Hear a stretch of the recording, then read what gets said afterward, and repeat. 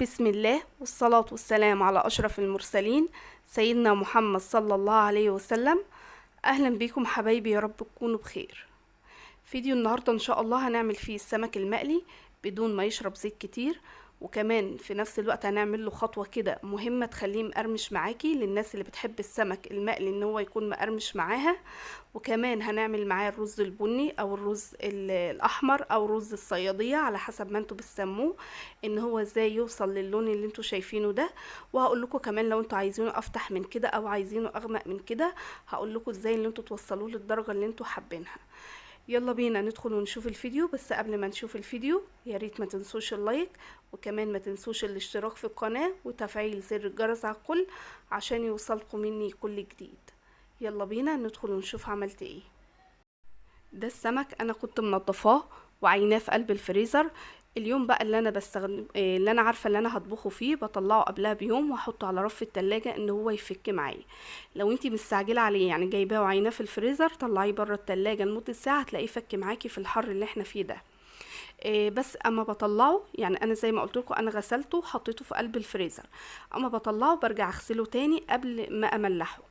هنا بقى التمليحة بتاعته او الخلطة اللي احنا هنملح بيها السمك عبارة عن ثوم، وعليها معلقة من الفلفل. المعلقة دي اختياري بس بتديلها طعم حلو قوي. وبحط عليه معلقة من الكزبرة، معلقة من الكمون، وبعصر عليه ليمون. طيب الثوم اللي هنا هتقولوا لونه اخضر ليه؟ انا لما جيت اخزن الثوم ده، اما جيت افرمه فرمته بالعيدان بتاعته، فعشان كده العيدان بتاعته مدياله اللون الاخضر. وبحفظه في قلب الفريزر، بكون حاطه له الملح بتاعه وبكون عيناه في قلب الفريزر، بطلعه بستخدمه في اي وقت، بيساعدني في حاجات كتيره قوي. الفلفل نفس النظام، انا فرماه وحطاه في قلب الفريزر وحاطه له ملح. لو انتم ملاحظين انا ما ضفتش ملح للخلطه عشان ما تبقاش حادقه معايا. الثوم كان فيه الملح بتاعه والفلفل كان فيه الملح بتاعه. هنا بقى دي السمكية باخدها اهوت اللي انا املحها. هنا بفتح السمكية كده من الظهر لان السمكية كبيرة عشان تستوي معايا. والفتحات ديت نفس النظام بحشيها او اللي انا بملحها عشان تاخد طعم برضو. هنا السمك مش بياخد وقت في التمليح، انا بحب ان انا اعمل السمك في الوقت اللي انا هطبخه فيه. يعني يعني انا مش بتبله كده زي الفراخ واللحمه، لا يعني قبل ما اجي اقليه بساعه بكون انا عاملاه. يعني على ما يكون هو شرب من التتبيله اللي انا عملتها له دي او التمليحه اللي انا عملتها، يكون انا عملت الرز. السمك من الحاجات اللي مش مستحب ان انت تسيبيه في التتبيله كتير، لان السمك بيبقى لحمه ناعم فبيشرب التمليحه او التتبيله اللي انت بتحطها له. فما بتيجي تاكلي مش هتحسي بطعم اللحم بتاع السمك. ده اللي بيفرق ان انت مثلا لما بتاكليه في مكان بتقولي الله السمك ده طعمه حلو. ليه؟ لانك انت بتاكلي السمك حاسه بطعمه، مش حاسه بطعم التمليحه. التمليحه مش مغطيه على طعم السمك. هنا اهو زي ما انتوا شايفين بعمل السمكية برضو من بره عشان تديني طعم. التمليحة هنا او التتبيلة دي اما بتكون قليلة، برش يعني بعد ما بقلي السمك برش على وشه شوية ملح وكمون وكزبرة. لكن لو هي كتيرة باخد بقى اللي اتبقى ده بدعك بيه السمك كده من بره كده، واتبل السمك برضو من بره، بس بزودها بقى شوية ملح عشان السمك يشرب معايا. ده بيخليه بقى ان انتي مش محتاجة ان انتي ترش عليه ملح في الاخر. زي ما انتوا شايفين اتبقى كده معلقتين بضيفهم على السمك. وبعد كده بقى هتبل السمك بقى بيه كله، هدعك السمك بقى بالتتبيلة ديت، بس هزودها معلقة ملح زي ما قلت لكم. والليمون اللي هو اللي اتبقى اللي انا عصرته في قلب التتبيلة ديت بسيبه عشان بحطه في قلب الزيت وانا بقلي السمك، بيدي ريحة حلوة قوي للزيت، بيخلي الزيت معايا ريحته مش زفرة. هنا خلاص انا ملحت السمك، هسيبه بقى لغاية ما احضر الرز. طبعا في الوقت ده كنت انا بنقي الرز وغسلته. طبعا كل ده هياخد وقت يعني ساعة على ما اخلص، او اقل من ساعة حاجة بسيطة. في الوقت ده نقيت الرز وغسلته. بعد كده بقى بعمل البصلاية بتاعت الرز. يعني انا ما ينفعش ان انا اعمل البصلاية وارجع اغسل الرز، لا بجهز الرز وبعد كده اعمل البصلاية. حطيت زيت، والرز بتاع السمك بيتعمل بزيت مش بسمنة ولا زبدة. احلى حاجة للرز بتاع السمك الزيت. جبت البصل وبقلي البصلايه لغايه ما تديني لون غامق. انا هنا ما ينفعش ان انا اسيب البصلايه. ممكن حد يقول لي طب ما انا ممكن اسيب البصلايه ان هي تتحرق وبعد كده احط لها الميه وخلاص، ما انا كده كده عايزه البصلايه يكون لونها غامق. لا طبعا، لو انت عملتي كده البصلايه هتمرر معاكي وهتمرر طعم الرز. اما تيجي تاكلي الرز هتلاقي الرز معاكي طعمه مر. مش اوقات بتاكلوا الرز كده بتلاقوه طعمه مر ليه؟ لان البصلايه اتحرقت معاكوا. فالبصلايه احلى حاجه ليها ان انت تقلبيها كده على نار هاديه لغايه ما تديكي اللون اللي هو الغامق اللي انت تحسي، لان البصلايه اتحرقت معاكي. هي البصلايه هنا ما اتحرقتش، بس انا وصلتها للون اللي انا عايزاه عشان يديني درجه الرز. لو انت بتحبي الرز افتح من اللون اللي انت شايفاه معايا، ما توصليش البصلايه للون الغامق قوي، يعني فتحيها شويه عن اللون اللي انت شايفاه دلوقتي. لو انت حباها اغمق كمان عن اللون اللي انا عاملاه، قلبي البصلايه كمان لغايه ما تديكي لون اغمق. بس انا شايفاه كده حلو قوي، ولا هو الرز كان فاتح قوي ولا غامق قوي. حطيت الميه. لو انتي بقى ما بتحبيش البصل في قلب الرز، استني بس شويه لغايه ما الميه تهدى، وبعد كده اضربي الميه في قلب الخلاط مع البصل. هتلاقي البصل ده اختفى معاكي، احسن من اللي انتي بتصفيه. لو انتي بتصفيه طعم البصل راح من الرز، بس احنا عايزين طعم البصل موجود في الرز، بس في نفس الوقت انا مش عايزه بصلايه يكون في الرز. في الوقت ده زي ما قلت لكم اضربوا الميه في قلب الخلاط عشان تضيع البصل اللي فيه.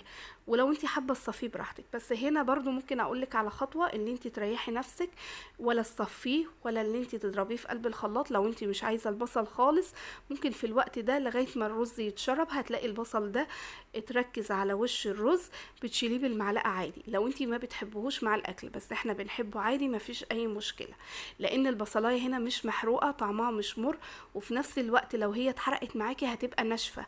مهما الرز استوى معاكي هي البصلايه هتفضل ناشفه معاكي. كده خلاص الرز. في الوقت ده كنت انا بحضر برضو الدقيق اللي انا هعمل بيه السمك. الدقيق ده كان عبارة عن كوباية دقيق عليه معلقة كبيرة من النشا، بحط عليه معلقة صغيرة من الكركم. الكركم مهم جدا لما بتيجي تقلي اي حاجة، بيحافظ على الزيت، على لون الزيت، بيخلي الزيت لونه ما يغمقش معاكي بسرعة. هنا بعد ما عفرت بقى السمك كله بالدقيق، وهنا الدقيق اللي بيتبقى طبعا ما بيترميش، باخده بنخله وبعد كده بحطه في كيسه واحطه في قلب الفريزر، مش التلاجة، لا حطيه في قلب الفريزر. اما تيجي تعملي سمك تاني طلعيه، بس استعمليه هو الاول. ما ينفعش بقى اللي انت تحطيه على جديد وترجعي اللي انت تستعمليه كده، مش هيخلص معاكي. حتى لو هو هيعمل معاكي على قد سمكية واحدة مش مشكلة، اعملي بيه وخلصي منه وارجعي اعملي جديد تاني.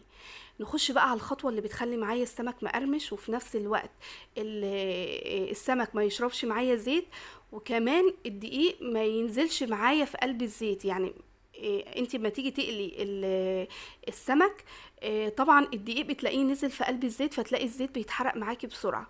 لا، الخطوة اللي انا بعملها دي ان انا ابل السمك بالمية، بيخلي معايا السمك مقرمش. تاني حاجة بيخلي معايا الزيت نضيف. تالت حاجة بيخلي معايا السمك يطلع مقرمش. طبعا احنا حاطين له معلقه نشا، فبرضو النشا دي بتخلي السمك يطلع معانا مقرمش. انا هنا كنت بوريكم الرز اتشرب معايا، هديت بقى عليه النار، وفي الوقت ده انا كنت بقلي السمك. ولو انتوا كنتوا ملاحظين زي ما قلت لكم، البصل بيعوم على وش الرز او بيتركز على وش الرز. لو انتوا في الوقت ده حابين اللي انتوا تشيلوه، هتشيلوه بكل سهوله من غير ما تصفوا الميه، ومن غير ما انتوا تعملوا الخطوه اللي انتوا تضربوا الميه في الخلاط. بس خطوة المية في الخلاط دي زي ما قلت لكم بتبقى طعمها حلو، بتخلي الرز طعمه حلو قوي. جربوها لو انتوا ما بتحبوش البصل في الرز، اللي انتوا تضربوا المية بعد ما تحطوا المية على البصل، اضربوا المية في الخلاط، هتضيع البصل وفي نفس الوقت اخدتوا العصارة بتاعة البصل في قلب المية، بيبقى طعمه روعة. في الوقت اللي انا بقلي فيه السمك كنت انا بعمل السلطة، يعني وانا بعمل حاجة تانية، بتلاقي الوقت بتلاقي كل حاجة خلصت في وقت واحد، وما بتلاقيش بقى ايه اللي انت بتاخدي وقت طويل في قلب المطبخ. هنا السلطة بقى بعملها اي حاجة بقى عندك للسلطة حطيها. انا حطيت طماطم وخيار وفلفل، وكان عندي ربطة بقدونس برضو قطعتها عليها. وعايزة اقول لكم ان احنا مع السمك الاحمر مش دايما بنعمل معاه سلطة. السلطة بنحبها قوي مع السمك المشوي، يعني ساعات بعملها وساعات لا، يعني ساعات بحط مخلل بدل السلطة. بدل السلطة. هنا السمك اهوت بعد ما خرج، شايفين ما شاء الله لونه تحفة، وكمان في نفس الوقت مقرمش وطعمه كان خطير. هنا برضو في نفس الوقت بحط السمك. وانا كنت بقلي السمك، كنت انا حطيت زي ما قلت لكم الليمون ده كانت لونه غير، فرجعت شيلته وقمت حطيت مكانه الليمونتين التانيين لغايه ما خلصت تحمير السمك. وده السمك اهوت.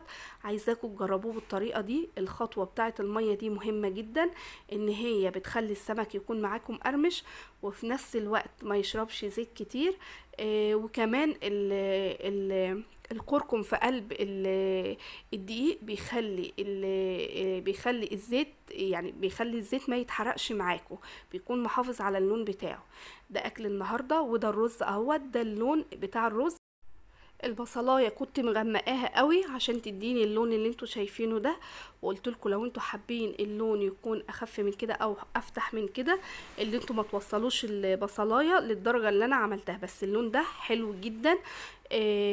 جربوا طريقتي ان شاء الله في السمك، وانا متاكده ان هي هتعجبكم. ده فيديو النهارده، يا رب يكون نال اعجابكم. اسيبكم في رعايه الله، واستودعكم الله.